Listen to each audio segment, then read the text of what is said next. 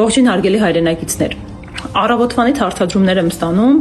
առ այն, թե արդյոք ազգային բարերար Սամվել Կարապետյանը այնուամենայնիվ կալանավորվեց կրկին, թե շարունակում է մնալ տնային կալանքի ներքո։ Այս տեղեկատվական խառնաշփոթի պատճառն այն է, որ 3 հունվարի 16-ին Սամվել Կարապետյանի խափանման միջոցի հետ կապված 2 դատական նիստեր նշանակված։ Առաջինում բողոք էր բերվել դեկտեմբերի 30-ի դատական ակտի դեմ, որով կրկին առաջարկվում էր տնային կալանքը փոխարինել կալանքով։ Եվ այդ բողոքը բավարարվեց ու ըստ դատական ակտի պետք է Սամվել Կարապետյանը կրկին կալանավորվեր։ Ժամը 4-ին մեկնարկում է երկրորդ դատական նիստը։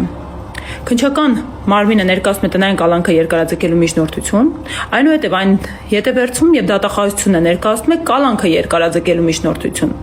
Սա ուղղակիորեն քրեական դատավարության օրենսգրքի նորմի խախտում է։ Այնուամենայնիվ շուրջ 14 ժամ տևած քննությունից հետո Սամվել Կարապետյանի նկատմամբ կիրառվում է տնային կալանք համակցված գրավով եւ վերացվում է կոչերի եւ հայտարարությունների սահմանափակում։ Առաջին դատական նիստի ավարտից անմիջապես հետո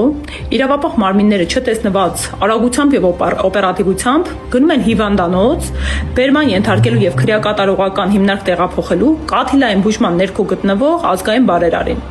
Այս պայդրությամբ Սամվել Կարապետյանը կալանքի ներքո է գտնվում, բայց վաղը կվերադառնա տուն։ Հետևությունը կոնկրետ է։ Անգամ տնային կալանքի պայմաններում խոսքի սահմանափակումներով Սամվել Կարապետյանի ազատությունը ահաբեկում է այսօրվա իշխանավորներին։ Եվ մարդը շուրջ 7 ամիս գտնվում է անազատության մեջ բացառապես մի նպատակով, որպեսզի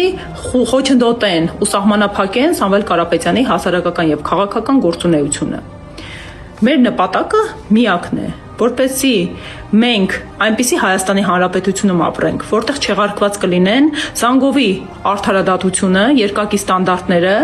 SMS-ային ու խմբագրային դատավճիռները